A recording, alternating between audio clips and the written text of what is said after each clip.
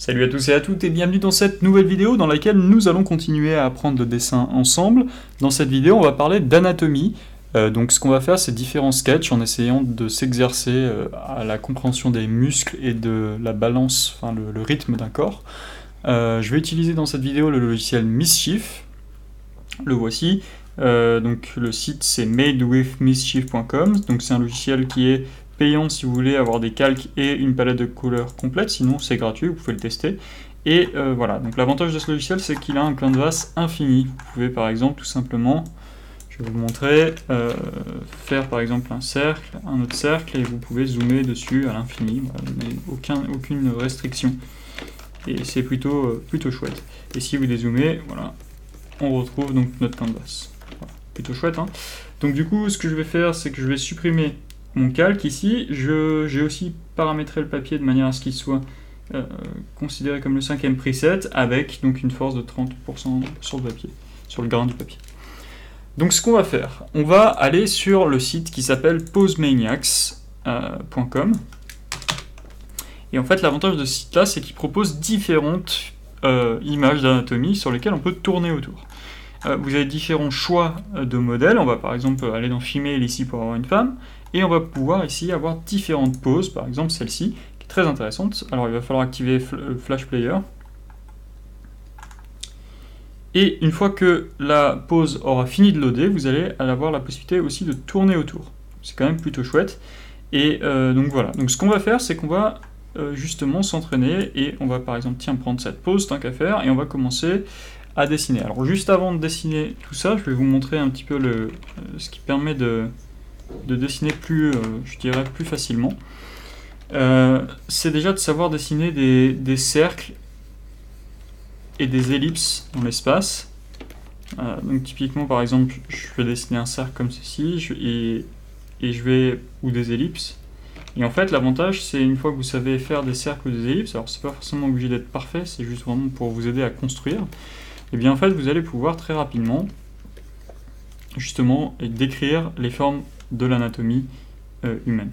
Alors une autre chose aussi qu'il est important de savoir faire, c'est des cubes ou des pavés dans l'espace, en perspective, donc du coup, et de bien comprendre aussi ce qu'on appelle les contour lines. Les contour lines, c'est les lignes qui contournent les formes en 3D. Typiquement, là, je vais faire un paquet cadeau.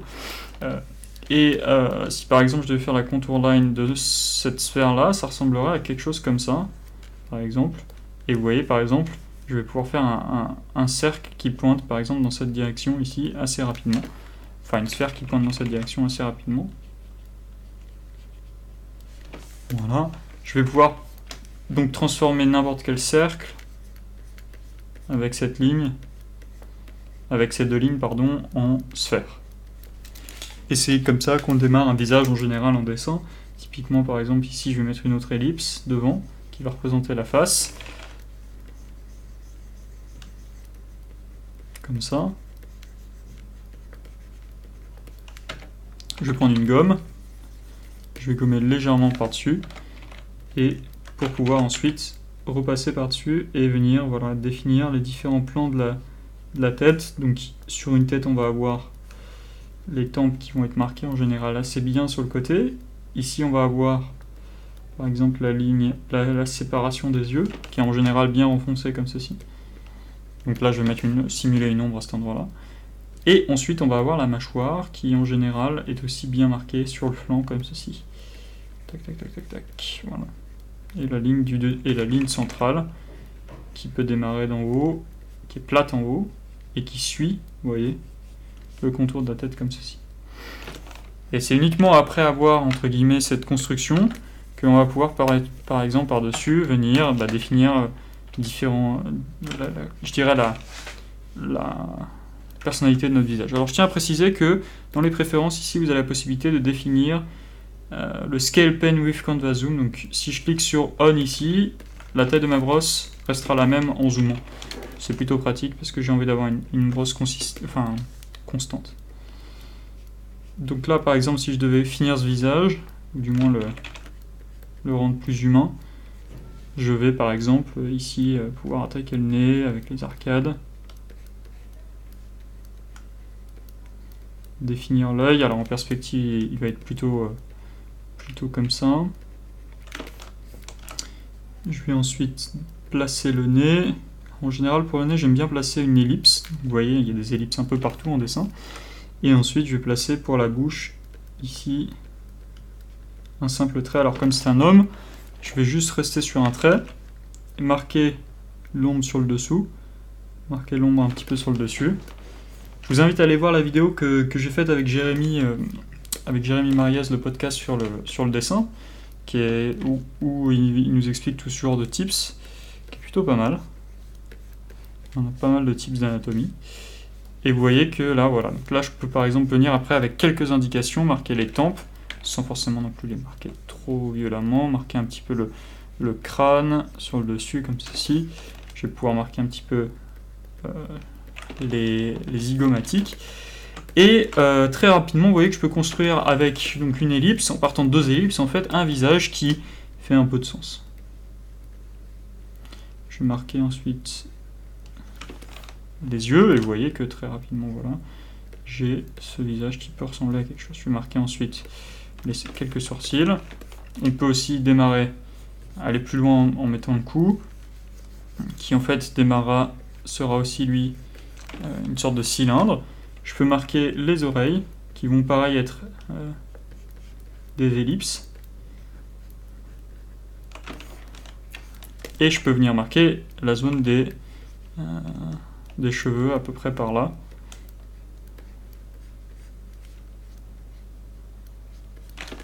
Quelque chose comme ça.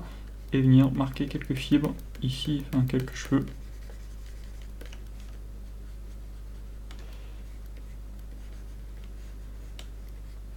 Histoire de fignoler le dessin. Voilà. Donc vous voyez à quel point c'est vraiment très important de pouvoir avoir cette notion de construction sur un dessin.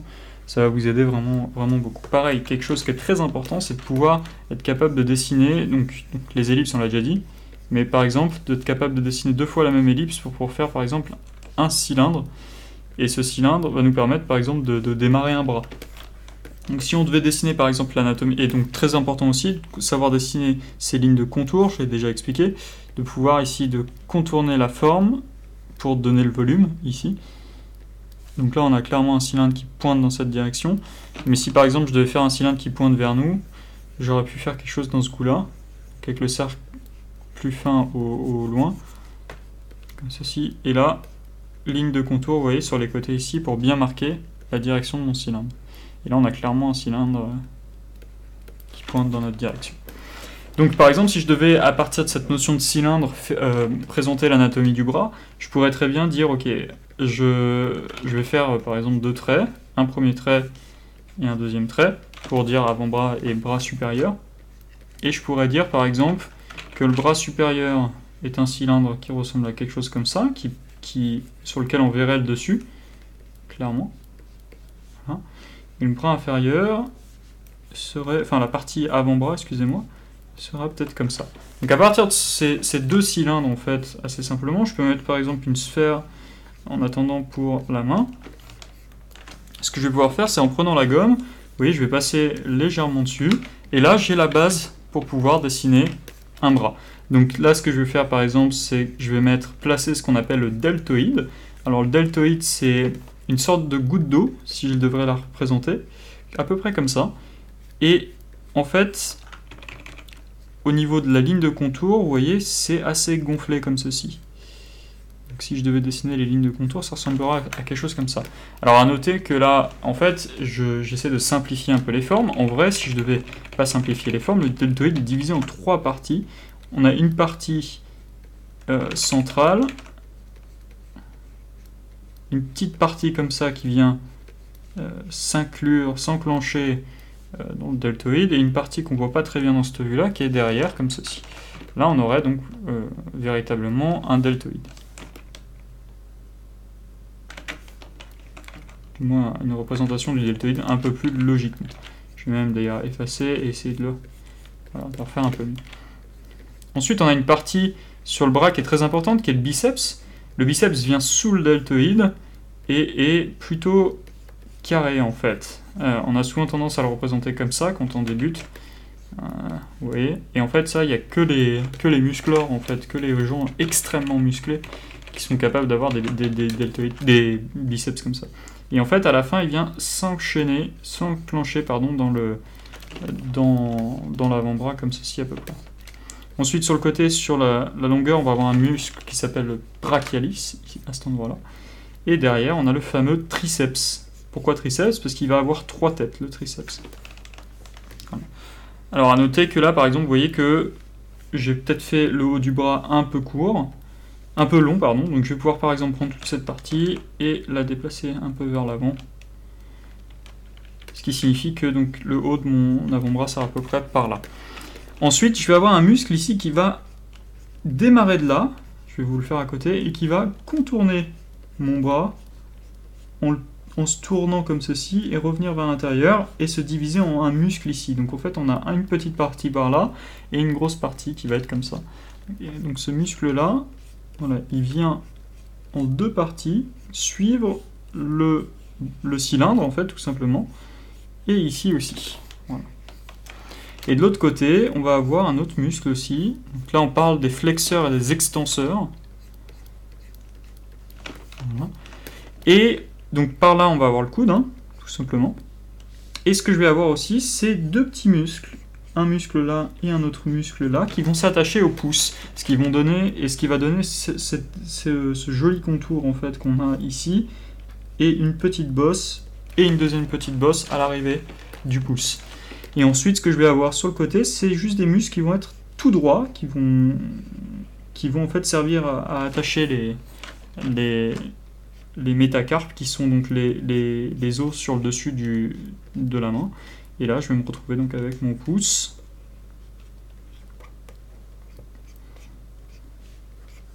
Le dessus de la main. Puis mes différents doigts, on ne va pas rentrer dans les détails pour l'instant.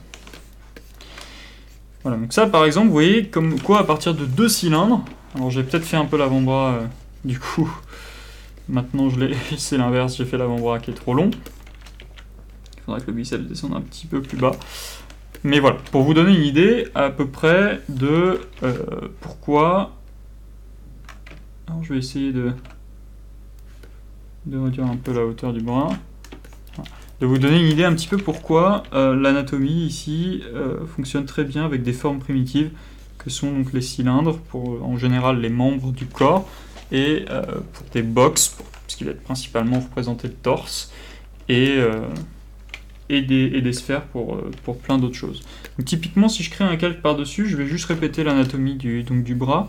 On va avoir ici cette partie-là qui va correspondre au biceps. Si je prends du bleu sur le dessus, on va avoir donc le deltoïde, qui correspond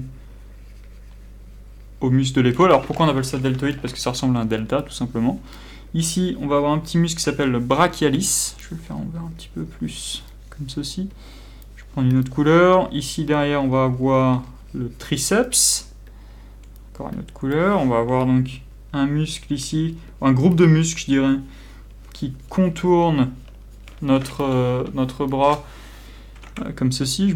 Je crois qu'il s'appelle radiobrachialis, quelque chose comme ça. Je me souviens plus exactement du terme, mais c'est des termes en latin quoi qu'il arrive. Ici, on va avoir des muscles qui vont être droits, qui vont vraiment aller dans un angle droit. Et ensuite, on va avoir donc par exemple sur l'intérieur, on va avoir 2 petits muscles ici qui s'attachent sur le pouce. Je vais les faire dans une autre couleur, voilà. Et en fait, ces 2 muscles-là, en fait, se permettent de maintenir en fait le pouce tout simplement et de le tirer en avant et en arrière. Et on va avoir à l'intérieur d'autres muscles que je ne peux pas représenter bien ici, mais voilà, comme ceci, qui vont remplir en fait le reste de la surface et qui vont ici être séparés. Hein. Donc ça veut dire que vraiment ils vont dans ce sens-là. Donc voilà comment on pourrait représenter rapidement, si vous voulez, l'anatomie du bras. Le deltoïde, pourquoi on appelle ça le deltoïde? Parce qu'en fait, si on regarde bien, ça ressemble à un delta. D'accord? Deltoïde. Qu'est-ce que je voulais dire d'autre? Ici, en fait, on va avoir la clavicule qui va s'attacher. Et à cet endroit-là, on va avoir le pec, les pectoraux qui vont s'attacher. Si je devais le faire comme ça. Et sous le biceps, on va avoir un muscle qui va s'attacher à la clavicule directement, ce qui va nous aider à lever notre bras. Puis après, on va avoir des tas de muscles qui vont partir dans tous les sens. Je vais pas les faire encore maintenant, on verra bien ça assez tôt, ne vous inquiétez pas. Donc justement, ce que je vous propose de faire, c'est avant de partir sur Pose Maniac, on va voir d'autres parties de l'anatomie qui sont assez compliquées à comprendre, notamment, par exemple, oui, on va partir sur, justement, de l'anatomie de la jambe, qui est souvent quelque chose de très compliqué à comprendre. Je vais voir si j'ai pas des refs assez intéressantes à vous montrer. Alors, dans le genre ref qui sont cool, il y a Anatomy for Sculptor, donc Anatomy 4 Sculptors. Vous pouvez les regarder, c'est des super refs pour tout ce qui est sculpte, ou dessin d'ailleurs, hein. Vous n'êtes pas obligé de rester... enfin, l'anatomie, ça reste de l'anatomie. Hein. Mais ce que je vous propose de faire, c'est maintenant de découvrir un peu l'anatomie de la jambe. Donc du coup, une jambe... Bon, on va faire le bassin. On va représenter le bassin sous forme d'une boîte, comme ceci. Je vais mettre ici l'entrejambe. Et je vais représenter ma jambe en deux espèces de boîtes comme ceci. En fait, ça devrait être des cylindres, en fait, par rapport à ce que je vous ai dit juste avant.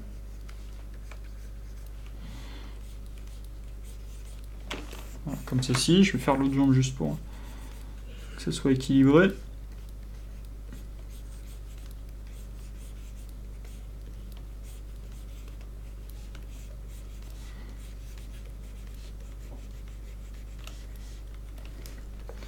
Et un triangle pour les pieds.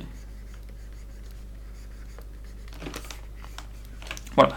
Ensuite, je vais prendre la gomme et donc j'ai fini ma construction et je vais repasser par-dessus une ou deux fois. Voilà, c'est comme si je faisais un nouveau calque en fait, hein, c'est la même chose. Donc, au niveau de la jambe, on va avoir des muscles qui vont être assez compliqués à mettre en place. En général, je marque bien l'entrejambe pour me retrouver dans ce que je fais. Donc déjà, le genou, j'aime bien le représenter par un cercle. Même quand je sculpte. Et ensuite, ce que je vais faire, c'est que déjà, on va avoir un muscle qui va être très important, qui va s'attacher à peu près là, qui va contourner la jambe comme ceci. Ce muscle, je vais l'appeler le sartorius, parce que je connais le terme en anglais, je connais pas le terme en français, parce que j'ai pas appris l'anatomie en français. Voilà. Je dirais même qu'en fait, il va un petit peu plus derrière la jambe, comme ceci.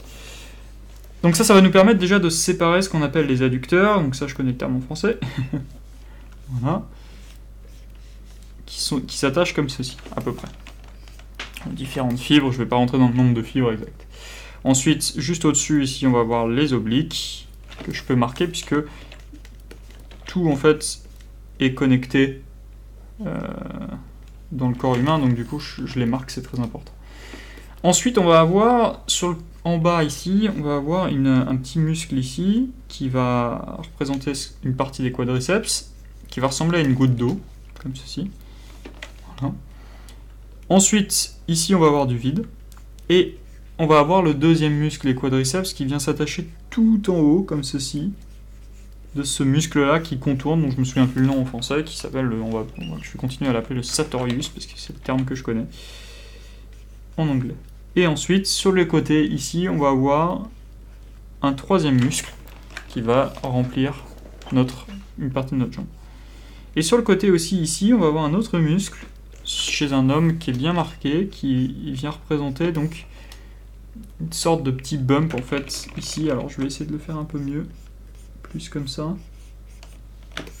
Qui fait pas partie des quadriceps, mais qui casse bien le profil de la jambe en général. Voilà. En fait, il faudrait que je descende un tout petit peu l'entrejambe comme ceci. Et ensuite en haut ici, juste pour information, on va avoir donc le torse comme ceci. Donc, si on regarde le contour, ça va faire quelque chose comme ça et comme ça. Et ensuite, ça va rentrer vers l'intérieur un petit peu. Ensuite, pour le bas de la jambe, il est un petit peu plus complexe. On va avoir donc un os en fait qui va venir rentrer vers l'intérieur ici, former l'espèce de protrusion qu'on a sur le côté, sur l'intérieur de la jambe. Et ensuite, on va avoir Donc je vais continuer à dessiner comme ceci. On va avoir donc les mollets qu'on va voir même à travers, comme ceci. Et ici, au niveau de la jambe, au niveau du pied, ça va être assez arqué. C'est la raison pour laquelle je le marque bien. Et on va avoir donc notre pied comme ceci. Au niveau de la jambe à l'avant, je vous conseille d'aller chercher des refs parce que la jambe avant c'est quelque chose d'assez compliqué. Je vais essayer de retrouver une ref qui me parlait bien à l'époque, si je la retrouve.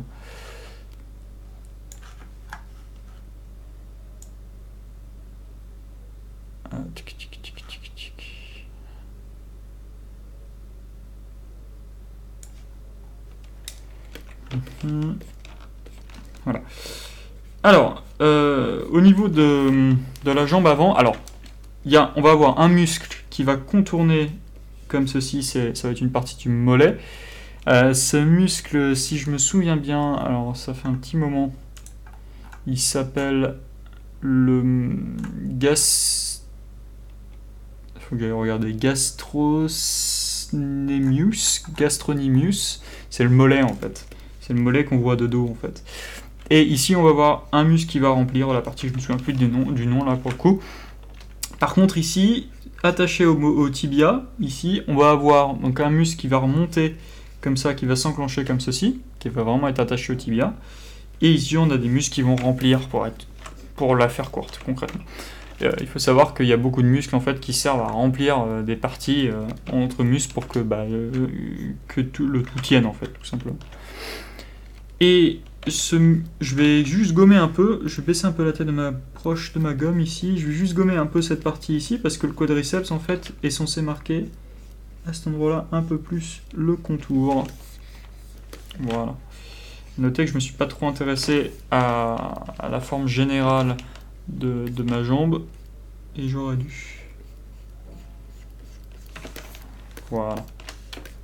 Alors, dans les choses importantes à comprendre dans la jambe, alors je vais la schématiser de l'autre côté. Si j'en profite pour la schématiser de l'autre côté, on va avoir les différents angles. Donc on va avoir un angle ici qui va être bien marqué dans cette direction-là, et si vous remarquez, ici il est dans la direction opposée, et là il est aussi dans cette direction-là. C'est-à-dire qu'au niveau des pics qu'on a des angles, on va avoir la même chose ici à peu près. Sauf que en bas, ici, ça va être l'inverse. Ça va être l'inverse, comme ceci. Donc, si je récapitule, on a le sartorius, donc je me souviens plus le nom. En général, si je dois dessiner une jambe sans avoir l'anatomie, ce que je marque, je vais juste maintenant remonter la tête de ma broche. En général, ce que je fais, c'est juste marquer les quadriceps comme ceci. En bas, je vais avoir quelque chose dans ce goût-là, avec ici la protrusion de la jambe, bien marqué, un triangle pour les jambes en général ça suffit, et puis là je vais avoir un premier muscle, les obliques, comme ceci, qui arrivent là, et une espèce de grande masse comme ceci pour marquer en fait le contour des quadriceps. Et si je dois marquer le genou, en général, je fais un cercle. Alors je vais le marquer un tout petit peu plus bas, il est un peu plus bas. Et puis là, on va avoir donc cette espèce d'os que je peux marquer, donc qui est le tibia. Je peux le marquer très rapidement comme ça. Et là, vous voyez, je l'ai beaucoup trop marqué, la goutte du quadriceps ici. Et on va avoir ici un premier muscle, le quadriceps qui va être à peu près comme ça, les adducteurs, etc. Tout ça, on l'a déjà vu. Alors, à l'instar de l'autre partie de la jambe, ce que je vais faire pour être cohérent, c'est que je vais venir piquer des couleurs et vous remontrer les différents groupes de muscles. Ce qu'il est important de comprendre, c'est pas l'anatomie en détail quand on dessine, c'est parce que vous ne faites pas médecine. Le but du jeu, c'est de comprendre l'anatomie de surface. C'est-à-dire l'anatomie qui est visible pour un artiste et qui est compréhensible pour un artiste. Donc ici, en fait, on va avoir donc les quadriceps qui sont formés par un muscle, la goutte ici, je prends plus vert, un troisième muscle ici, et un autre muscle par là. On va avoir aussi très important ce muscle là qui vient passer en travers, hein, donc c'est celui-là, si je devais le faire. Voilà. On va avoir ensuite le tibia, tout simplement, qui vient former la protrusion qu'on a sur le côté ici. Derrière, on va avoir ici ce qu'on appelle les mollets, tout simplement. Un muscle qui est rempli ici, un muscle qui est rempli ici. Pas besoin de tant d'explications par là, parce que je les connais pas, les explications. J'ai appris juste les formes. Et sur le côté, pareil, on a des muscles qui remplissent ici. Voilà. Donc maintenant, juste ce que je vais faire pour la jambe, c'est quand même, on va aller de dos quand même, juste pour aller marquer, aller voir comment fonctionnent les mollets. Bon, tiens, on va juste faire rapidement une vue de côté avant, d'une jambe. En général, chez un homme, c'est assez rond au niveau des fesses. Une femme, ça va être beaucoup plus comme ceci, si vous voulez. Alors qu'un homme, ça va être beaucoup plus rond. Et ce que je vais faire ensuite, c'est donc ici on va avoir les mollets, le genou qui va être par là, je peux représenter aussi par un cercle, et au niveau des mollets, ça va revenir après comme ceci. Donc on a une belle courbe en S comme ceci, qui va se construire sur une jambe, sur un bipède. Je vais juste finir rapidement. Le pied, on peut faire un cercle suivi d'un triangle.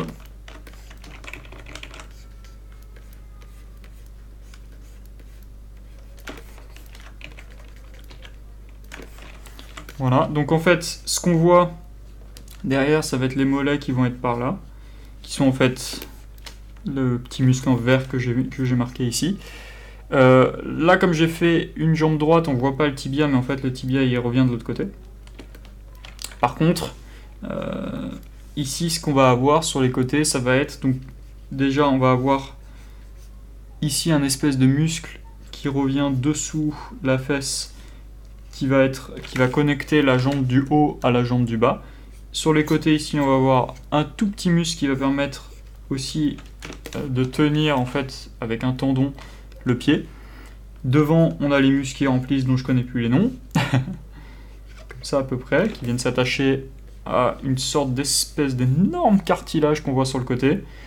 Et en fait, cet énorme cartilage qui vient protéger différentes parties de la jambe, il faut savoir qu'en fait, sur les côtés ici, on a les muscles dont je vous parlais tout à l'heure, qu'on voit à cet endroit-là, qui forment ce contour-là.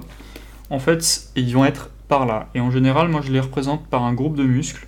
Donc, on va avoir les fessiers qui vont être à peu près divisés par là. Ça, c'est les fesses, hein, qui vont être un gros muscle. Et à cet endroit-là, on va avoir un énorme groupe de muscles. Moi, j'aime bien le représenter en un seul groupe. En vrai, c'est deux muscles. On va avoir un premier muscle qui va être comme ça, et un deuxième muscle qui va être comme ça, avec un bout de cartilage ici. Voilà. Et en fait, ça, c'est ce qui va être visible de côté sur la jambe. Après, comme vous le savez, ici, on va avoir les quadriceps et compagnie. Donc voilà, une jambe de côté et de dos. Ce qui est important de comprendre, c'est que la jambe, donc on va avoir les fessiers. Je vais juste diviser en deux les fesses. Ici, je vais avoir une sorte de papillon en fait qui représente l'enclenchement du dos ici.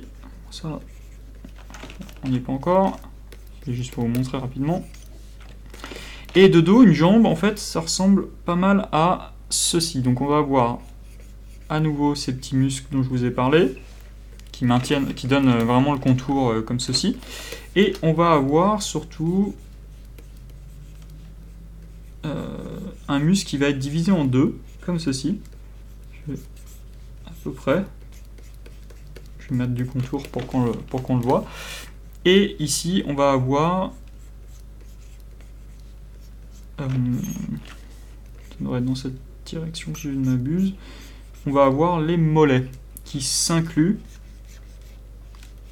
comme ceci à peu près et qui forment une sorte d'arc en bas et qui sont en fait qui se transforment en tendon assez rapidement au niveau de la jambe pour venir en fait s'attacher sur le talon d'Achille en fait comme ceci. Donc là je l'ai représenté vraiment sans prendre compte des proportions générales, mais c'est vraiment pour vous montrer. Et on va avoir le pied qui va être en bas comme ceci à peu près.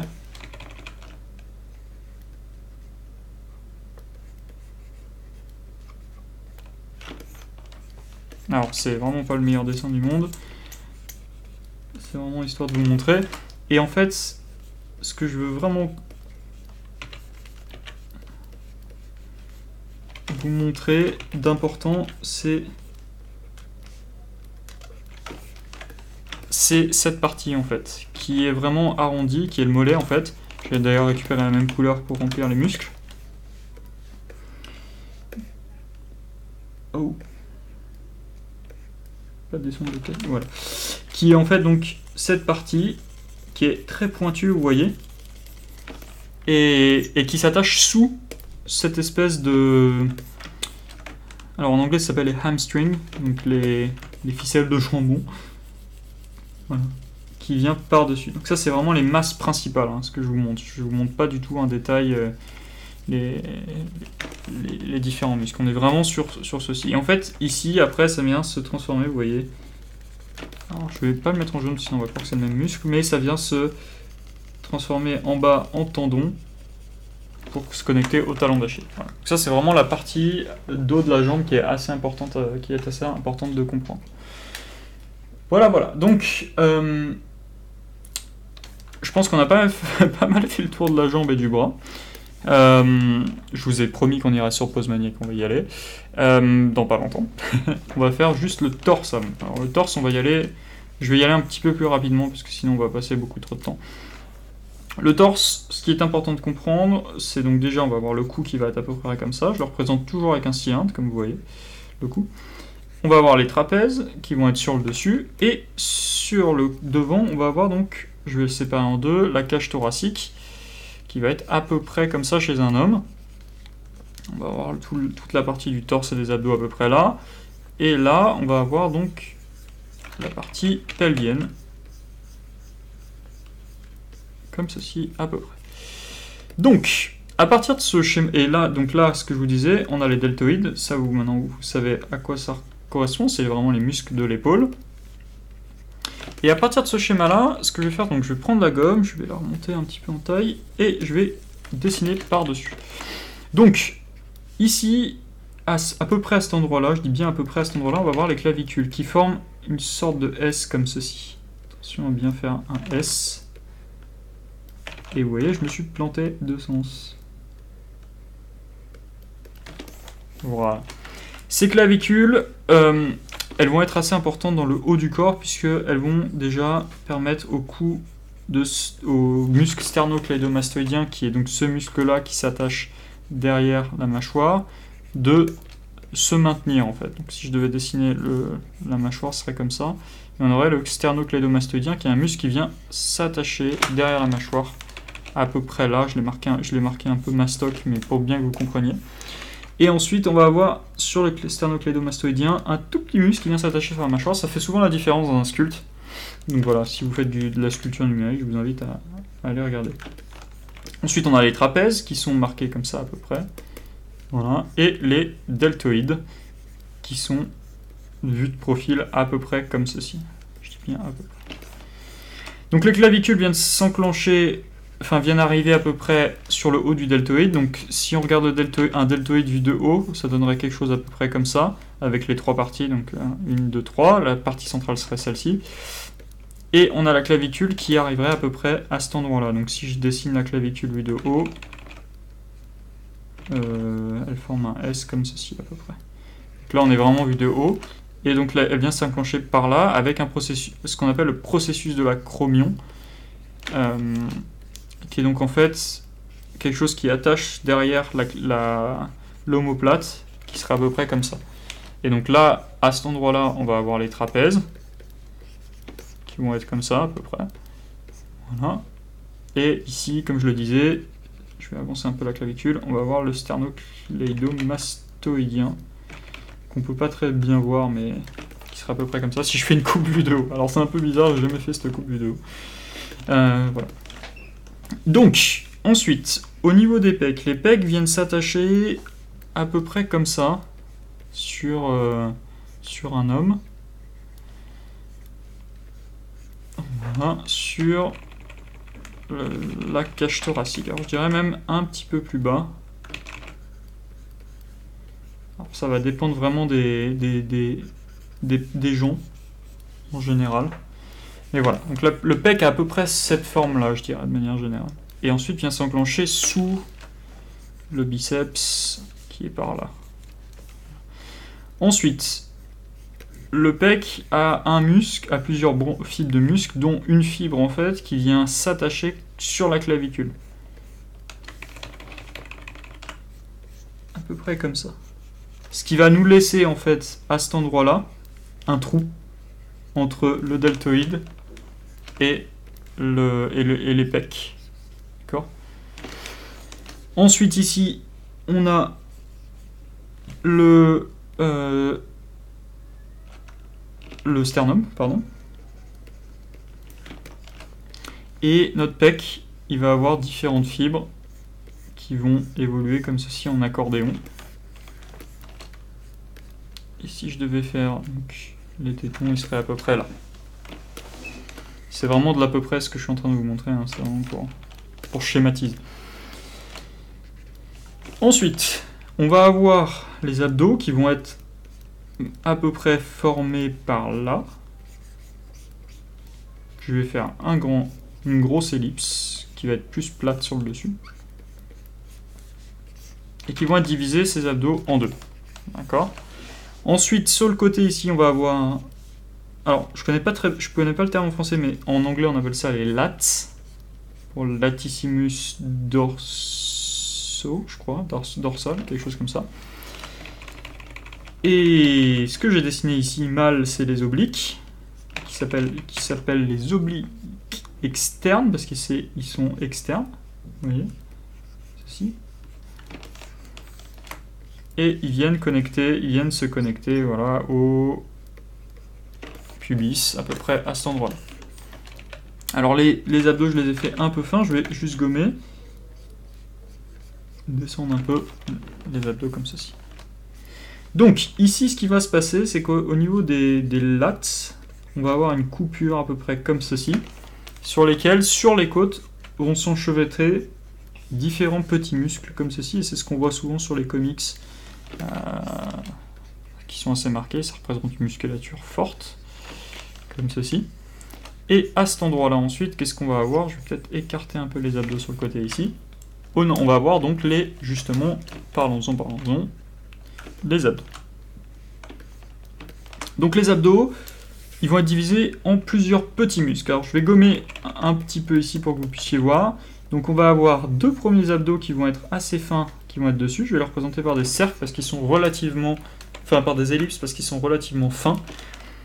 Et ensuite, on va avoir ici une première paire d'abdos. Alors là, je vais les faire symétriques, même si c'est pas symétrique du tout, les abdos. C'est juste pour que vous puissiez voir, avoir un schéma mental. Voilà. Deuxième paire d'abdos qui font à peu près la même taille.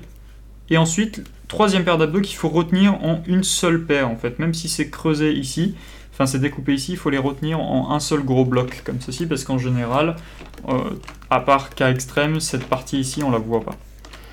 La séparation. Et on a le nombril qui se trouve à peu près à cet endroit-là. On va avoir ensuite les obliques qui vont être marqués à peu près comme ceci, les obliques externes, du coup, comme ceci. Et voilà, voilà à peu près pour le torse. Je l'ai faite vraiment courte et très musclée. Et si je devais mettre le bras, on va avoir aussi une partie du deltoïde ici que j'ai oublié, hein, c'est la partie, je vous ai raconté, celle-ci. Voilà. Et je vais marquer 2-3 fibres. Souvent aussi, les pecs ont une ombre qui est marquée à cet endroit-là. Je les ai peut-être fait un peu larges, les pecs. Ouais. Même c'est pas peut-être, je les ai fait un peu... Pas larges, mais pardon, haut. Excusez-moi. Mais je vais quand même vous marquer des couleurs pour que vous puissiez vous souvenir des différents groupes de muscles. Alors on va prendre du rouge. La partie principale sur un torse, c'est les pecs. C'est ce que on voit en premier. Voilà. Même si ça appartient au pec, je vais quand même vous le marquer dans une autre couleur. C'est cette partie-là qui vient s'attacher à la clavicule. donc qui passe dessous le biceps et qui s'attache à la clavicule, très très importante cette partie. On va avoir ensuite une première paire d'abdos, une deuxième paire d'abdos, ici une troisième paire d'abdos par là,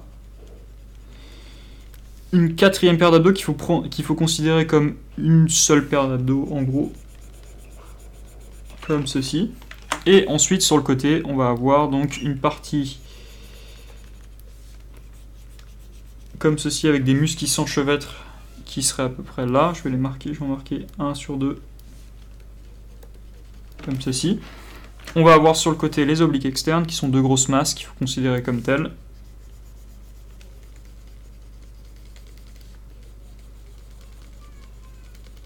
C'est très très très schématisé, hein, mais c'est pour vous que vous puissiez comprendre. Et ensuite on va avoir les deltoïdes sur le dessus. Je vais les remettre en bleu aussi. Là on va avoir un espace, un trou. D'ailleurs vous pouvez le sentir même sur vous. Hein. Et on va avoir les trapèzes derrière, comme ceci, qui sont visibles sur quelqu'un de très mastoc, même sur quelqu'un de pas très mastoc.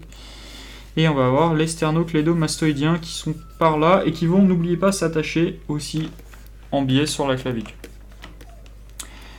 Voilà à peu près pour le torse. Bien évidemment, sur une femme, c'est pareil, sauf qu'à la place des pecs, vous allez avoir des seins. Donc on peut les représenter comme ça, avec deux cercles. Et pareil, même conception en fait dessous, hein, vous avez des pecs en fait dessous qui fonctionnent de la même manière. On a aussi les clavicules qui vont être à peu près par là. Je le fais vraiment brièvement. Qui forment un S en fait, je sais pas pourquoi je les fais droite. Alors si je les fais droite souvent, on les fait souvent plus droite sur une femme que sur un homme, les clavicules, parce que les épaules sont souvent plus carrées chez une femme que chez un homme. Voilà. Après, on a quand même toujours les sternoclédomastoïdiens qui sont un petit peu plus fins, bien évidemment. Tout est beaucoup plus fin.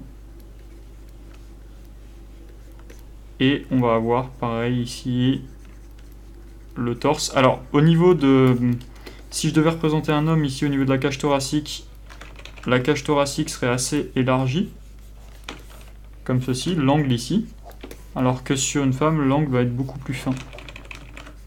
Comme ceci. Pareil, les côtes qui vont être par là. On va avoir toujours des abdos qui seront très rarement marqués chez une femme. Voilà. Bon, pour la faire courte, je donnerai quelque chose comme ça. Alors c'est très très dur de rendre le volume. Alors je viens de cracher, je pense que mon mischief est en train de cracher. Je vais attendre un petit peu. J'espère que c'est pas trop grave. Ah zut. C'est pas grave. Je vais arrêter le programme, je vais juste le relancer. En tout cas, normalement, vous avez tout vu. Donc c'est bon. Je vais remettre mon papier du coup. À 30%, quelque chose comme ça. Voilà. Et je vais reprendre ma broche qui était celle-ci, si je ne m'abuse. Non, surtout pas, c'était celle-ci. Voilà. Ok, bah ça tombe bien parce que je pense qu'on va s'arrêter là pour l'anatomie, enfin du moins les parties principales de l'anatomie. Il reste les mains. Alors les mains c'est quelque chose de plutôt complexe à faire. Meilleur tips que tout le monde donne dans tous les tutos, c'est regarder votre propre main, bien évidemment, parce que votre propre main, vous l'avez sous les yeux. Alors tiens, on va faire un exemple, on va essayer de prendre une main complexe à faire. Et je vais faire une pose de main gauche du coup, assez complexe. Et on va la dessiner. Alors pareil, très important, toujours savoir dessiner des cubes, ça va pas changer depuis le début de la vidéo. C'est une des premières étapes quand on fait du dessin d'anatomie, c'est de savoir dessiner les formes principales du corps humain à travers des formes. Donc je vais avoir mon pouce qui va être par là. Vous voyez pas mal d'ellipses, des carrés, des cubes. Et donc au niveau des doigts, je vais avoir un premier doigt qui va former un tube, un deuxième doigt, un autre tube ici, un tube par là, un tube par là, un tube un peu plus haut. J'ai peut-être fait un petit peu la paume assez large. De toute façon, je vais repasser par-dessus, ne vous inquiétez pas. Et là, on va avoir ce doigt-là qui va être à peu près par là. Puis là, je vais avoir de devant le petit doigt que j'ai mis à peu près comme ça sur ma pose de main.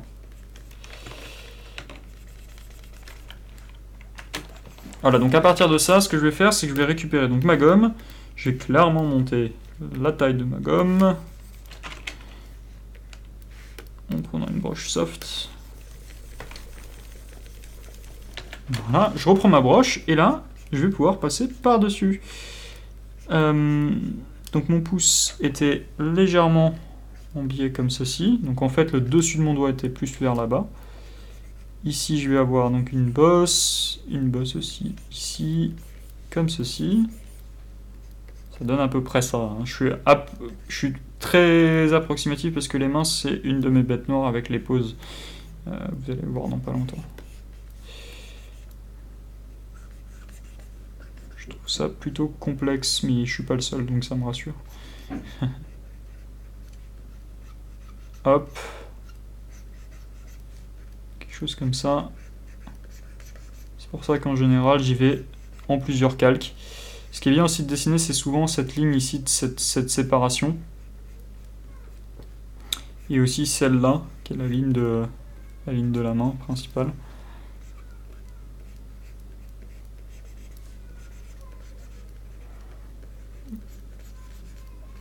C'est aussi la raison pour laquelle les animateurs, ce qu'on appelait les cartoonistes, à l'époque de Tex Avery et même de Disney, ils faisaient des mains avec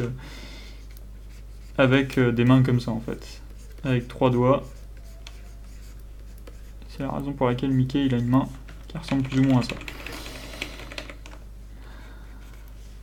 Voilà. Vous voyez, mine de rien, le fait d'avoir fait une box dessous, même si le résultat est pas incroyable, je peux vous assurer que le résultat aurait été pire s'il n'y avait pas eu une box dessous. Voilà. Donc une fois que vous avez ça, vous pouvez à nouveau repasser, vous voyez, avec une gomme sur l'ensemble du dessin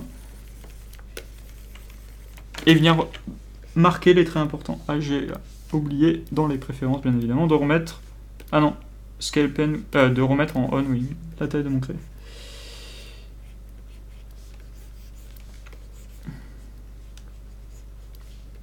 Voilà. 2, 3, on va faire quand même un petit tour sur les doigts, juste dans pas longtemps, parce qu'il y a 2-3 tips que je vais vous montrer qui sont assez chouettes pour si vous avez des difficultés avec les mains, et plus précisément avec les doigts.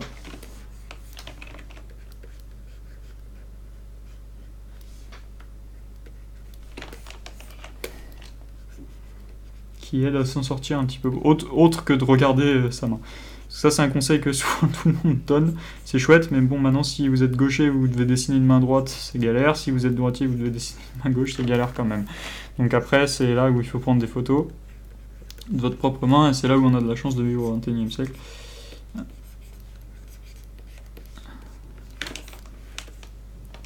Voilà, vous voyez que c'est pas terrible.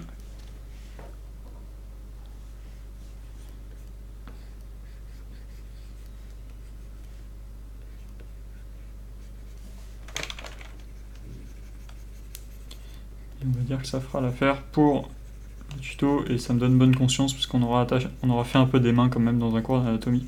Enfin, dans un tuto d'anatomie, pas faire de mains, ça craint quand même. Elle est vraiment horrible cette main. Je vais refaire juste le petit doigt ici qui me semble vraiment pas bien. Je devrais le ramener plus vers là, je pense.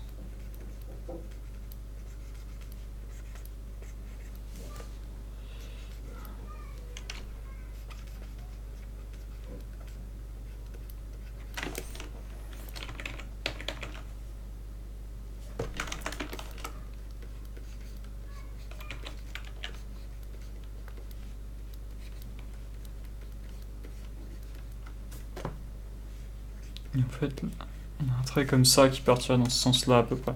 Bon, c'est vraiment de l'à peu près, le but, c'est juste de faire une main. Et un truc qu'on peut mettre, c'est on a un tendon ici qui part dans cette direction. Vous pouvez le mettre celui-là, surtout quand la main est de face comme ceci. Qu'est-ce que je voulais dire d'autre? Un truc assez important sur les doigts, c'est en fait si vous regardez, on va schématiser un doigt qui est plié, parce que souvent les doigts sont pliés, ils sont pas droits.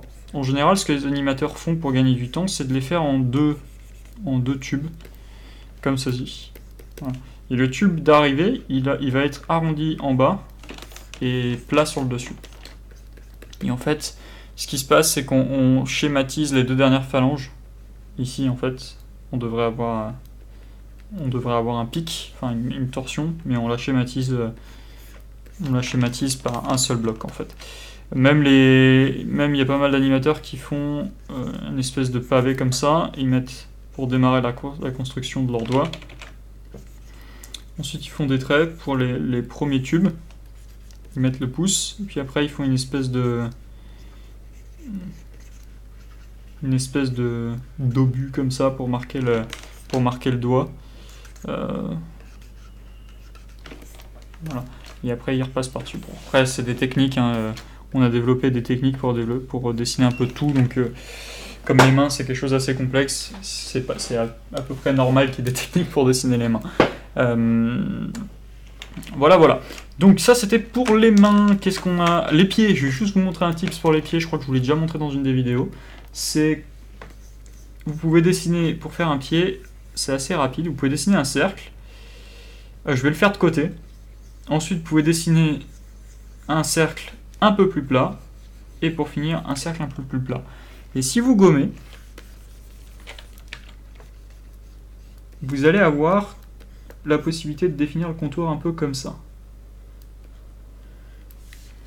Et vous voyez qu'en fait, très rapidement, je peux avoir quelque chose qui ressemble du moins à un pied. Et en fait, après, il me suffit de tourner tout ça en perspective.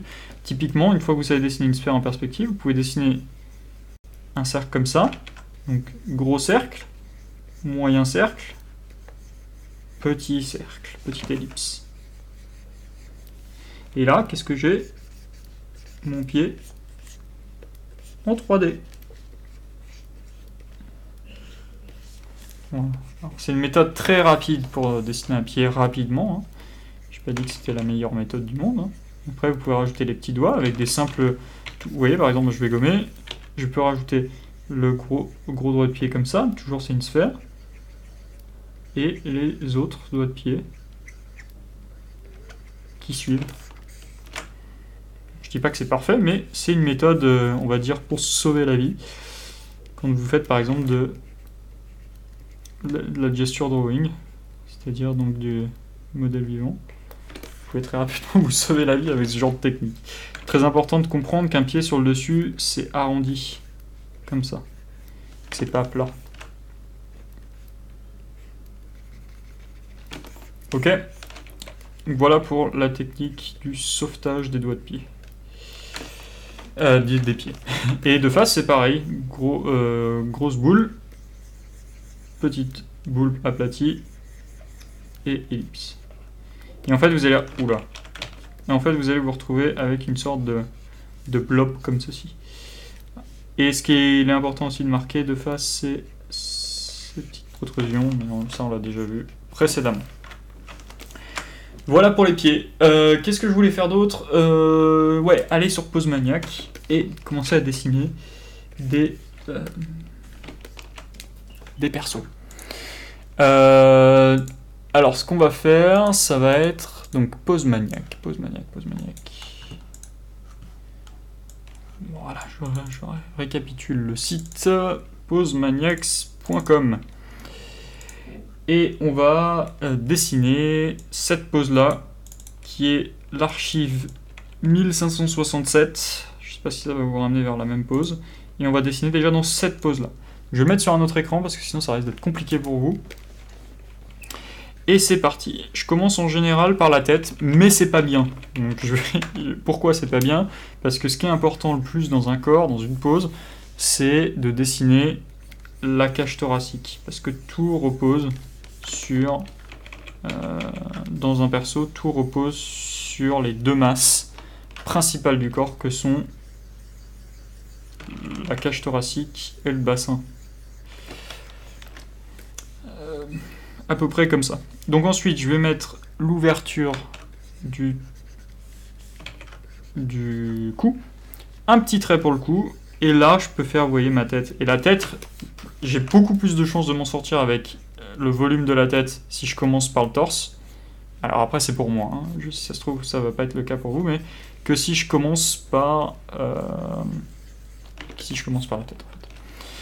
Ensuite, au niveau des jambes, alors au niveau déjà des cuisses, en fait, dans la pose que j'ai ici, c'est incliné comme ceci, d'accord? Et le reste va être incliné comme ceci. Ce qu'on appelle une pose contrapposto, parce qu'il y a un contrepoids qui est fait entre les épaules et le bassin. La complexité de cette pose aussi, c'est qu'elle est en perspective. On a un raccourci qui est fait, ce qu'on appelle un short shortening. Donc là, je vais marquer la jambe comme ceci, brièvement. Je vais essayer de trouver...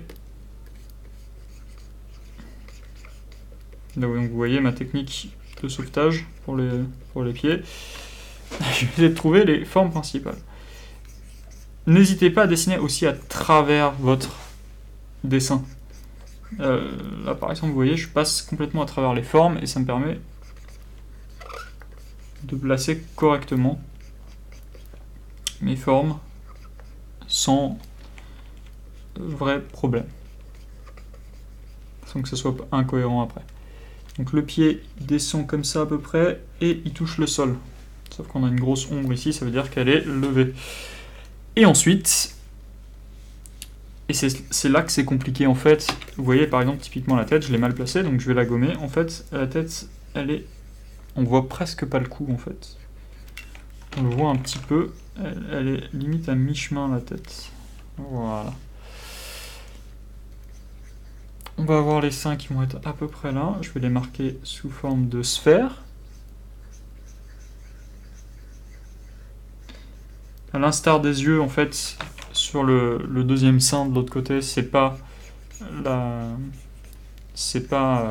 taille qui est plus petite comme ça, c'est la largeur qui est plus petite comme ça, qui est plus pointue comme ça.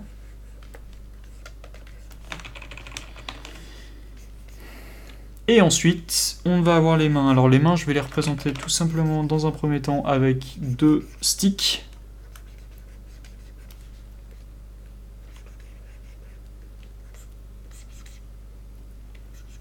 Et on gribouille comme ça.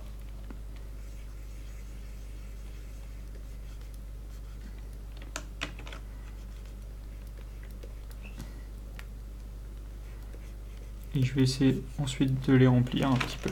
Alors, on a à peu près ça. Je dis bien que c'est à peu près. Et ce que je vais faire, c'est que je vais prendre ma gomme maintenant. Et je vais passer 2 fois dessus pour avoir juste une esquisse. Voilà. Et là, je vais pouvoir commencer à travailler plus précisément mes formes. Je vais monter un petit peu la taille de ma gomme, je la trouve, de mon crayon, je le trouve un peu fin. Voilà, c'est beaucoup trop. 10. Et là, l'idée, ça va être de très rapidement de mettre en forme mon dessin, toujours en étant très schématique.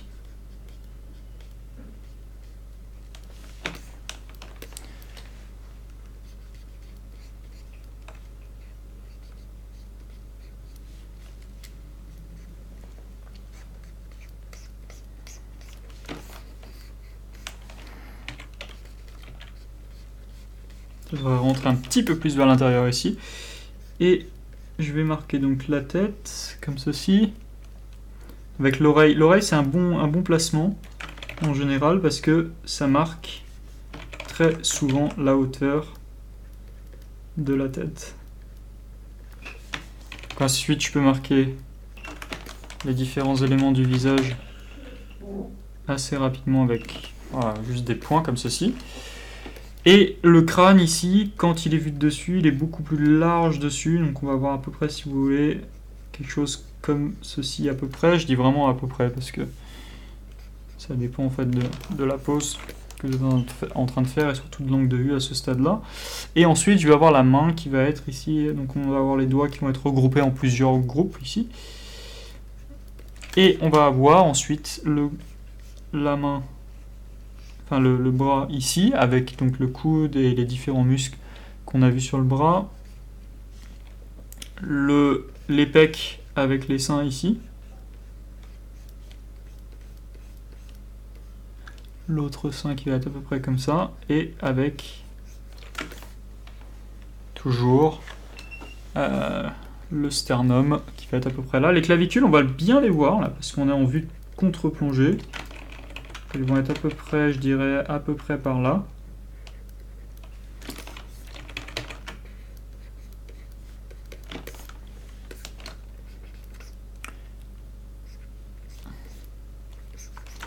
Et au niveau des jambes, on va avoir quelque chose dans ce goût-là. Donc on va avoir à l'arrière les fesses comme ça, qui vont être assez prononcées.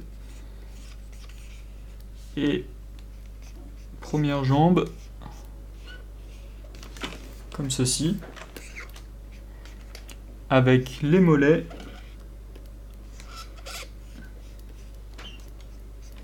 de genoux. J'aime bien faire toujours un petit cercle pour les genoux, ça marche en général assez bien. Comme ceci. De l'autre côté, on verrait un tout petit peu le mollet. Vous voyez, c'est le petit trait qui fait la différence. En général, je le fais pas, mais là, vous voyez que ça marche bien. Et ici, on va avoir le pied.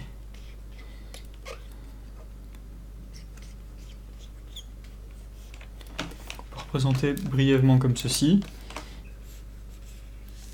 Et de l'autre côté, il faut bien qu'on sente la pose contrapposto. C'est très très important, parce que sinon, ça casse vraiment l'idée de la pose. Ici, je vais juste rentrer un tout petit peu le torse. Et je vais d'ailleurs ici bien gommer tout ça et rentrer aussi le bras qui était bien trop large. Voilà. Et marquer le mollet, à peu près comme ceci. Très important aussi, je ne vous l'ai pas dit assez, mais regardez bien, très très bien, attentivement, votre référence, quand vous travaillez à partir de référence ou de modèles vivants comme ceci. Bon là c'est pas du modèle vivant, mais c'est tout comme. Donc là on va voir les doigts de pied, c'est le même, du moins le même exercice.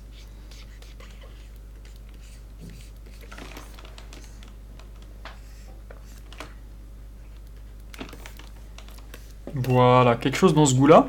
Et à partir de ce moment-là,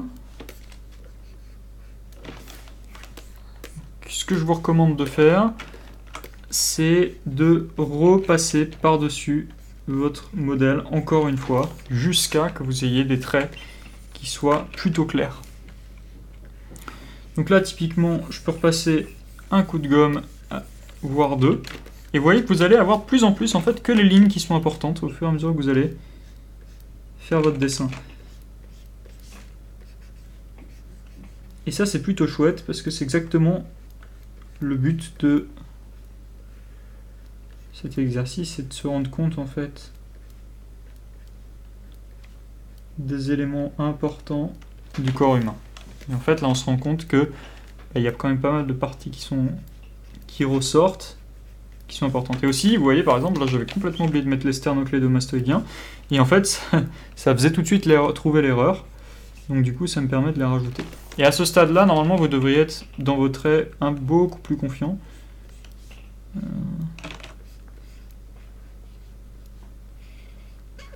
Parce que justement là c'est entre guillemets du repassage, quoi.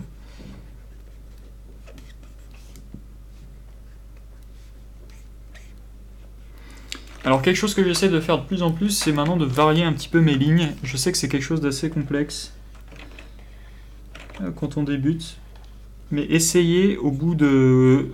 En fait, la solution simple, c'est si vous travaillez d'un point de vue digitalement, la solution simple, c'est de faire plusieurs calques. Il n'y a pas de secret.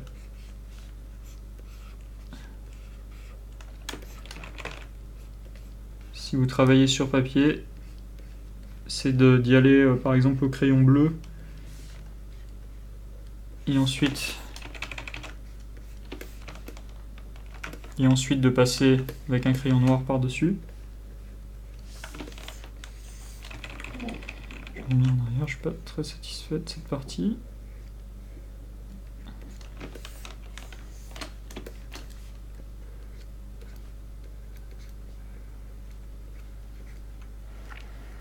là vous voyez qu'en fait le cou il va arriver par là en fait, et ce qu'on va voir en fait derrière ici, ça va être les trapèzes. Vous voyez, vous pouvez rentrer plus finement dans le détail quand vous êtes à cette étape là en fait.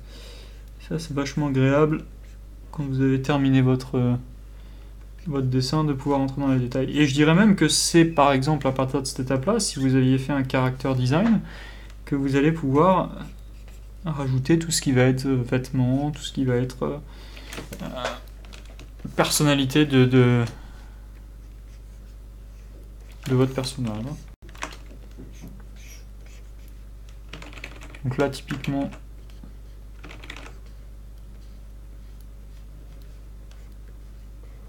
je travaille sur des lignes qui sont assez franches. J'ai ma tablette qui grince un peu parce que j'utilise des mines particulières de chez Wacom qui font que ça grince un peu.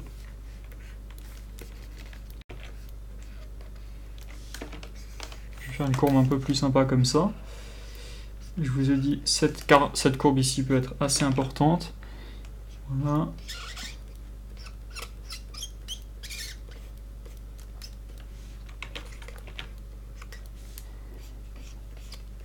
Le pied, je l'ai fait peut-être un peu grand.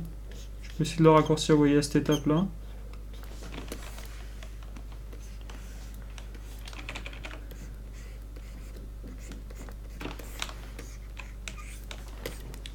Même encore.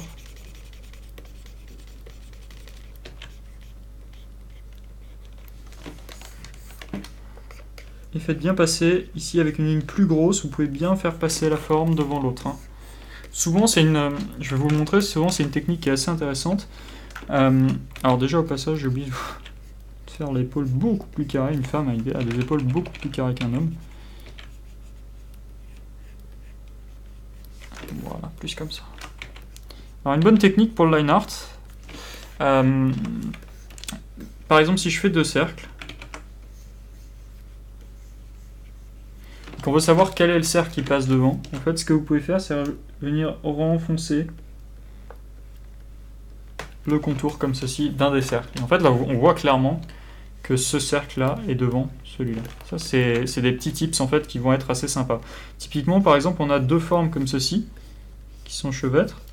Si je veux ici faire passer cette forme devant, je vais accentuer, vous voyez, mon line art ici, faire un line art beaucoup plus fin ici, faire une ligne beaucoup plus fine ici, et on comprend tout de suite que la ligne passe devant, quelle ligne passe devant, quelle forme passe devant et quelle forme passe derrière. Si par exemple ici j'avais fait quelque chose comme ça, vous voyez que visuellement c'est pas aussi cohérent que quelque chose comme ça.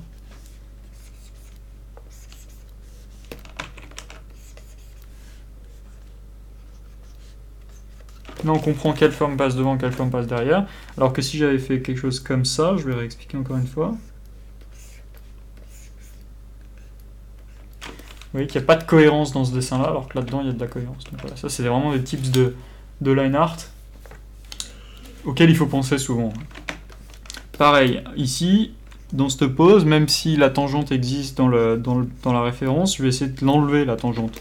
Ce qu'on appelle une tangente en dessin, c'est quand vous avez par exemple une forme qui est illisible d'un point de vue silhouette. Je vais vous faire un exemple juste après avec...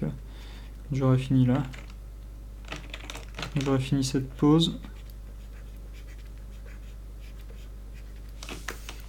Typiquement ici, si je fais quelque chose comme ça,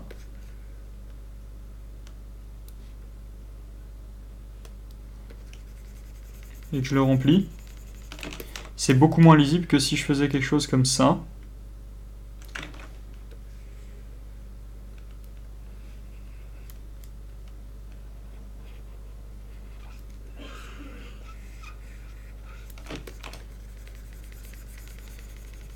Et pourtant, à partir de ces 2 dessins, je peux faire 2 poulpes. Typiquement, si je fais un plus ici, je baisse l'opacité ici, je vais vous montrer. Ça peut être un poulpe. Hein.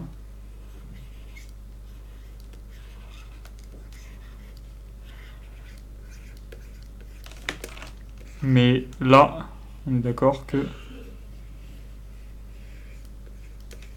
c'est beaucoup plus lisible que c'est un poulpe. Enfin, voilà, vous avez compris l'idée, même si c'est pas vraiment un des meilleurs exemples que j'ai fait pour vous expliquer ça, c'était vraiment l'idée de base, l'idée fondamentale.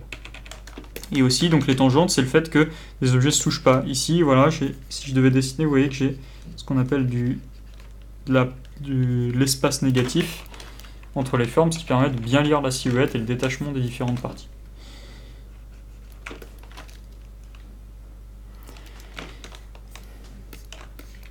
Voilà. Donc là, à partir de là, maintenant, je peux commencer, voilà, à définir un petit peu plus mon anatomie, si je le souhaite. Donc en rajoutant différents détails, comme ceci, en mettant ici peut-être le sternum un peu plus marqué. Je peux venir par exemple là, venir aussi mettre un petit peu les diados si j'en ai envie. Le nombril à peu près là.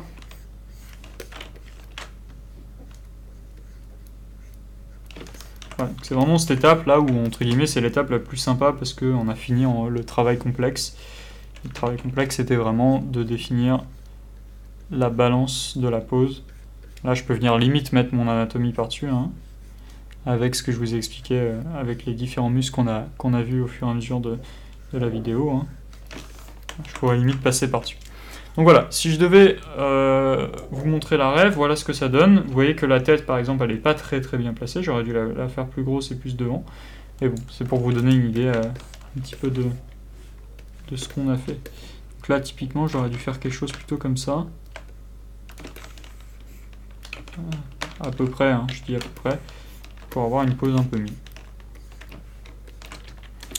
Voilà. Par contre, si je mets de la transparence et que je prends quelque chose en rouge, voilà, les choses importantes que j'ai essayé de soutirer entre guillemets de la pose, c'est ça.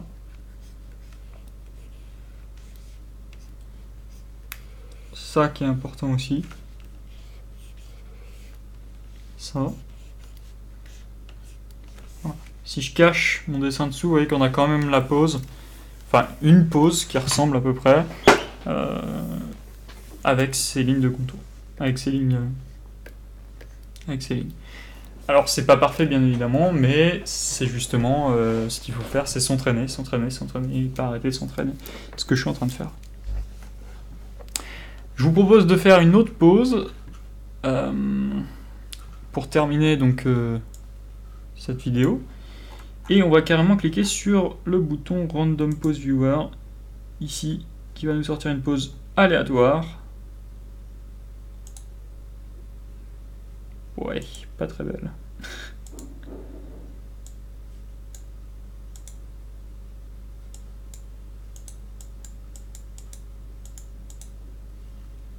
J'aimerais bien une pose de face.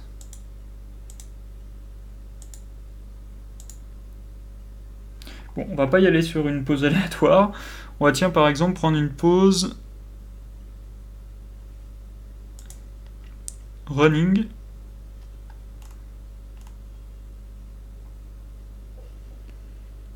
D'homme.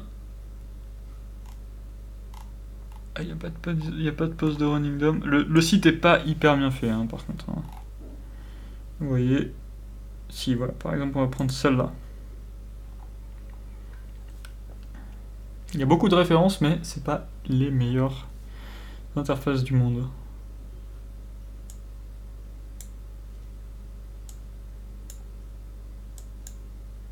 J'essaie de trouver une silhouette qui est intéressante.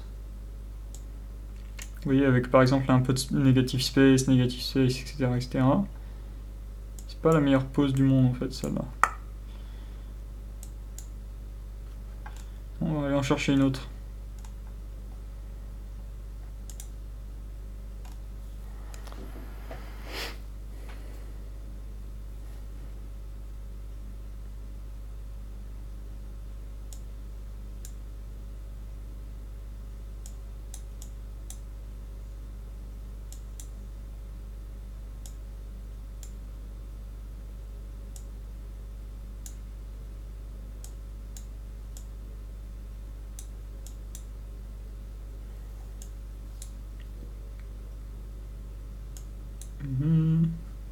Non, l'angle il est vraiment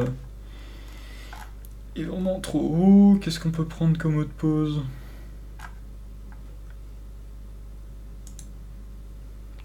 J'essaie de regarder des poses qui sont intéressantes à faire vraiment en termes de negative space, c'est-à-dire d'avoir une silhouette très marquée en fait. Celle-là, elle m'a l'air pas mal.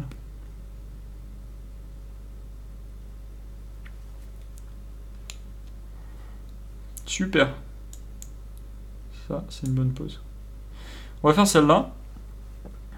Donc c'est la 1573. C'est parti. Donc déjà, ce que je vais faire, c'est que je vais me mettre à côté. Et je vais y aller en plusieurs étapes. Vous avez l'habitude de ces étapes, d'ores et déjà. Alors, pas la tête. Mon erreur à moi, c'est de commencer par la tête. Donc, je vais placer les épaules. La cage thoracique à peu près. On a encore une pose de contrapposto.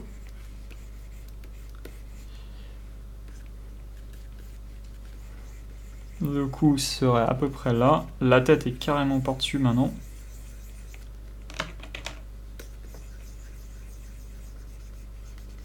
Vous voyez qu'au début, je suis très brouillon, très rough. C'est le but.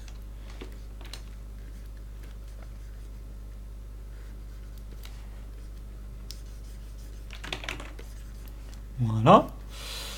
On va avoir une jambe qui va être ensuite... Donc là, on va avoir le pelvis, enfin le pubis qui va être par là. On va avoir une jambe qui va être en perspective par là-bas. La perspective est tellement courte qu'on voit en fait le pied et pas même pas la jambe avant. Souvenez-vous ici ce que je vous avais dit. Hop, hop, ça c'est la courbe des quadriceps. Voilà. Donc du coup on l'a là aussi.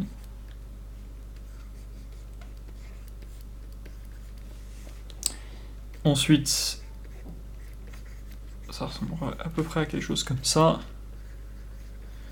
Avec mon fameux pied en 3 sphères.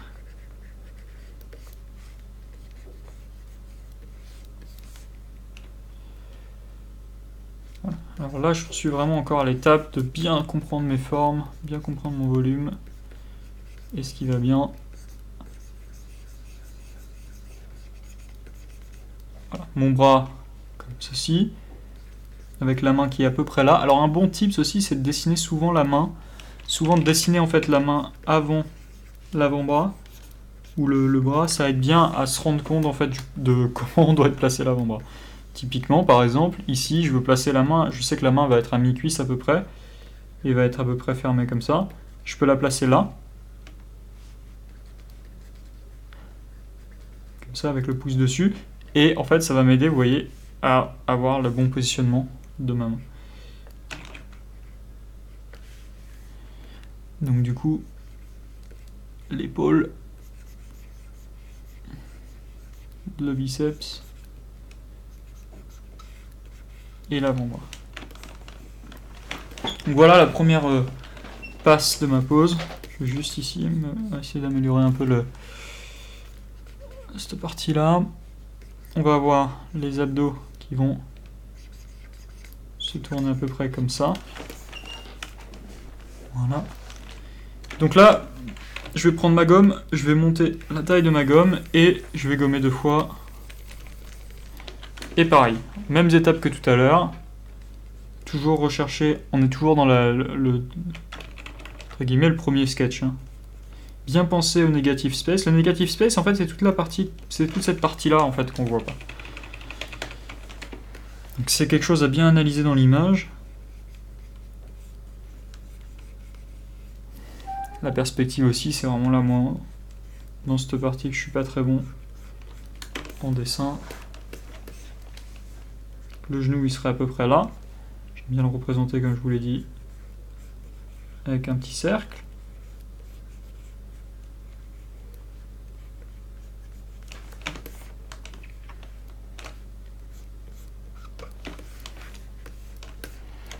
Voilà, on va avoir le pied qui va être à peu près représenté comme ceci. Et n'oubliez pas, par exemple, si vous voulez faire des lignes de contour, c'est absolument pas de problème, c'est vraiment quelque chose qui aide bien. Vous voyez, par exemple, là, ça me permet de marquer clairement, voilà, la direction de mon pied. Je peux le faire aussi sur ma jambe, hein, assez rapidement. Vous voyez que là, on est toujours sur des cylindres, hein, on les sent les cylindres. Donc là, je vais pouvoir venir marquer ma jambe et mon genou qui dépasse comme ceci à peu près.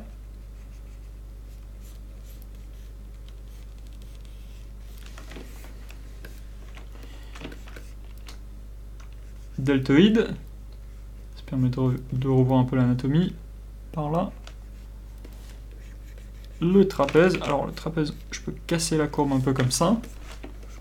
Je vais avoir ici le triceps, le brachialis et compagnie. Vous pouvez regarder revenir en arrière pour voir tous ces muscles-là. Puis là, je vais faire ce qu'on appelle un straight and curve. Le straight and curve, c'est souvent quand vous avez une courbe. Vous avez à l'opposé, vous avez une cassure. Typiquement, par exemple, là, vous voyez, j'ai une courbe, tac, j'ai une cassure. C'est quelque chose straight and curve. Et là, ce que je vais pouvoir faire ensuite, c'est marquer la main. Donc la main qui va avoir, on va avoir le pouce qui va être comme ça à peu près.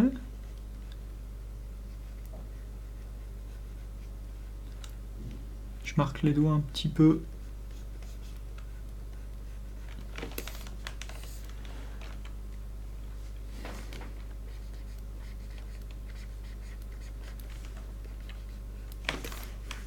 Comme ça. On va avoir la tête. Alors la tête, elle va être très penchée en fait sur la pose en question.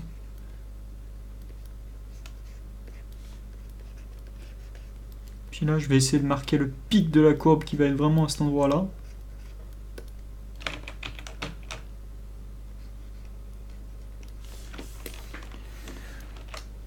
Et on va avoir donc la face qui va être à peu près comme ça. On va avoir les tempes ici. Vous voyez à quel point là on est vu de haut sur la tête. Cette pose est vraiment top. Le nez. L'oreille.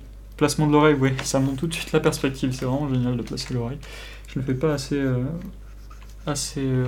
rapidement. On va avoir, donc à l'arrière, peut-être que je peux mettre le crâne un peu plus bombé, comme pour notre autre pose ici. On va avoir ensuite les trapèzes avec les deltoïdes ici, encore une fois. Deltoïde qui revient vers l'intérieur ici. Au niveau du pec, on les voit un petit peu, les pecs, donc je peux les marquer. On va avoir la clavicule qui va aller dans cette direction. Ici aussi, elle est un peu tournée, pas trop, on la sent pas trop tournée sur cette pose, je pense que c'est à cause de la focale. On va avoir le sternum qui va être par là. Toute la partie abdominale va être par là, comme ceci. On va avoir ensuite donc le biceps, l'avant-bras.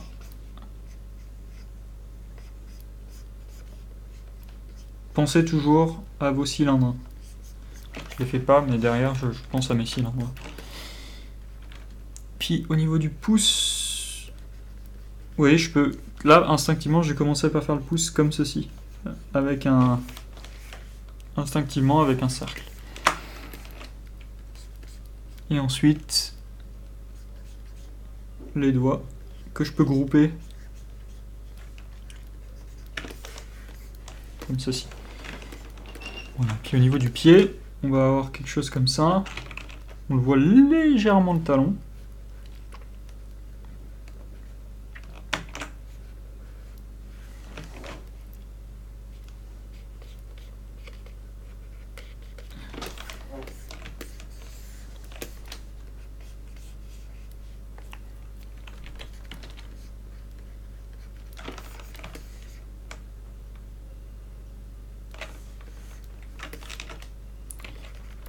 Pas mal gommé là. Essayez d'avoir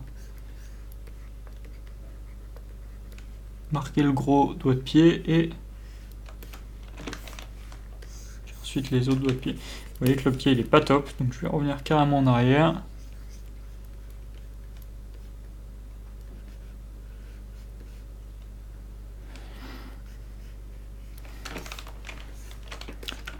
Et tant qu'à faire, je vais marquer.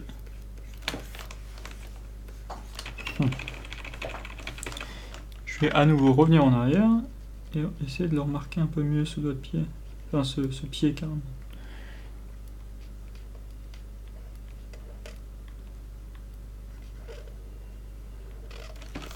tourne un peu comme ça. Voilà. Et par contre, ici, là, cette courbe, elle va pas très bien. Je vais la prendre un peu plus grosse comme ceci. Hop, et la ramener vers le haut.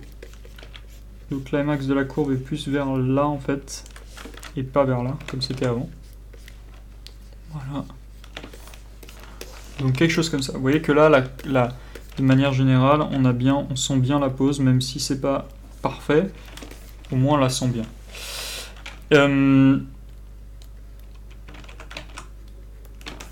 Ce que je peux faire, c'est à nouveau venir gommer par-dessus légèrement et venir mettre l'emphase sur les parties importantes.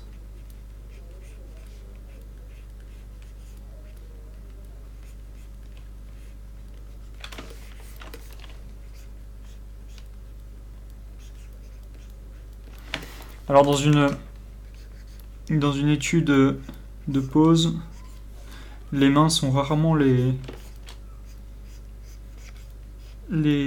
parties importantes. Vous pouvez même les représenter par des blocs comme ça, souvent c'est ce qui est fait. Hein. Les pieds non plus, mais bon. Sauf dans notre cas, parce que vraiment dans notre cas ici on a vraiment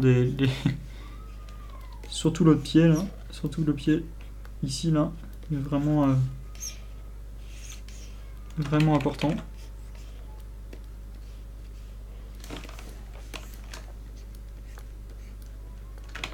C'est pour ça que je m'y suis repris à plusieurs reprises, pour avoir au moins une forme qui ressemble à quelque chose. La main ici, même si je vous ai dit que c'est pas super important, on peut la faire quand même.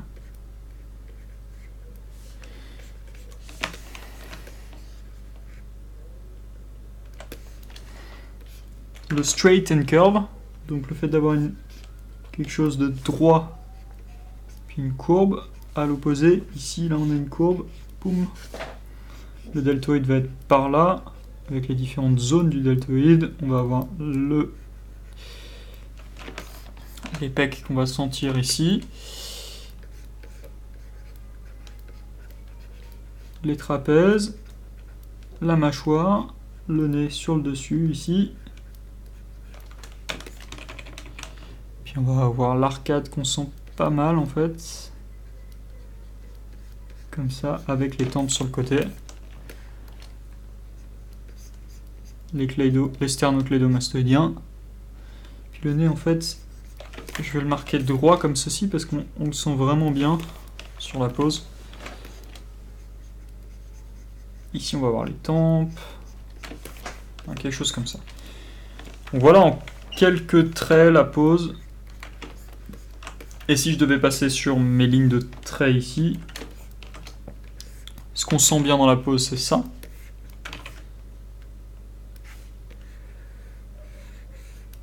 Ok. C'est ça. Donc vraiment le contrapposto. On sent le cou qui part dans cette direction.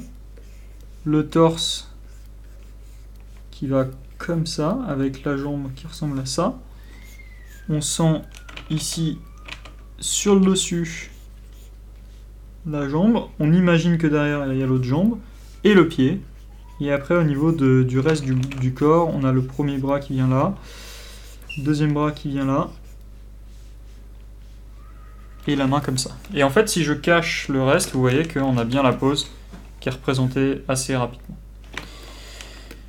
Voilà, donc je pense que pour cette vidéo, je vais m'arrêter là. En tout cas, j'espère qu'elle vous aura plu. C'était vraiment un cours, pas un cours, mais un exercice assez long, mine de rien, parce qu'on a vu pas mal de choses. J'espère qu'en tout cas, ça vous aura aidé. Moi, je suis, encore une fois de plus, je me considère pas comme un bon dessinateur. Je suis vraiment en apprentissage en ce moment du dessin.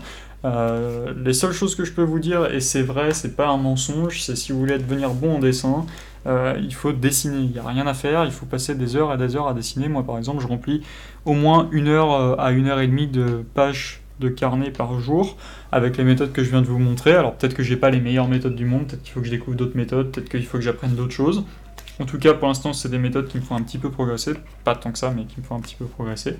Et il n'y a rien à faire, il faut passer du temps à dessiner. Typiquement, par exemple, quand on a invité Maxime Junio à faire venir une vidéo, c'est ce qu'il disait aussi. Jérémy a dit la même chose. Voilà, vraiment, il n'y a pas de secret pour devenir bon en dessin. Il faut dessiner, et pas s'arrêter de dessiner, d'apprendre, de comprendre ce qu'on dessine aussi. Ça sert à rien de dessiner pour dessiner. Si vous dessinez toujours de manière, si vous dessinez toujours en faisant des dessins moches, bah, vous ferez toujours des dessins moches, ça change pas le problème. Il faut comprendre ce qu'on dessine. Peut-être quelque chose aussi que j'ai pas fait, mais qui peut être assez cool à faire. Je peux le faire très rapidement, c'est venir dessiner quelques ombres. C'est quelque chose qui est souvent assez important pour mieux comprendre les volumes. Typiquement, par exemple, là, dans cet exercice-là, je vais pouvoir dire, ok, j'ai des ombres un peu ici, les pectoraux projettent des ombres, je vais dessiner une ombre un petit peu peut-être sur le bras ici, ici je vais avoir pas mal d'ombres aussi, là aussi, vous voyez, et en fait de faire cet exercice aussi, ça vous permet de mieux comprendre les formes. Par exemple, la tête projette une grosse ombre ici, ici, pareil là, on va avoir des ombres. Vous voyez, le fait de venir marquer ces ombres aussi, ça vous permet des fois de mieux comprendre aussi les différentes formes. Donc, je vous invite à faire cet exercice aussi, pas mal. Pareil, on va le faire ici aussi rapidement. Vous voyez, c'est pas besoin que ce soit hyper poussé, c'est juste de les mettre logiquement à des endroits vraiment logiques. Typiquement sous les seins, le bras ici va projeter une ombre. Sur le côté, on peut mettre une ombre aussi pour avoir la rondeur en fait de la forme. L'autre jambe ici dans le fond, on peut carrément l'ombrer en entier parce qu'elle est derrière, donc du coup on devrait avoir l'ombre comme ceci. Voilà, donc toute cette logique des formes, je vous invite vraiment à essayer de les étudier et de comprendre pourquoi vous placez en fait une ombre là, ou pourquoi tel muscle est à cet endroit-là, quelle est sa fonction. On n'a pas vu énormément la fonction des différentes parties de l'anatomie, mais j'ai essayé au maximum de vous montrer des tips pour apprendre l'anatomie. Je sais que l'anatomie c'est quelque chose de très très complexe à apprendre, hein. C'est pas un truc qui se fait du premier coup. Moi j'ai passé beaucoup de temps à l'apprendre, alors pas en dessin malheureusement, j'aurais bien aimé, mais je l'ai appris en 3D, pour la 3D, pour le sculpt. Donc en sculpt j'ai pas trop de problèmes pour l'appliquer, en 3D, en 2D j'ai beaucoup plus de problèmes parce qu'évidemment c'est un autre médium et il faut appliquer, il faut faire un effort supplémentaire kinesthésique que j'ai pas encore fait, que j'ai fait par contre pour la 3D. Voilà, j'espère que cette vidéo vous aura plu. N'hésitez pas à laisser un commentaire, un pouce bleu si ça vous a plu. N'hésitez pas à partager la vidéo à d'autres gens qui pourraient trouver ça intéressant. Et je vous remercie d'avoir suivi cette vidéo et je vous dis pour le coup à bientôt. Salut!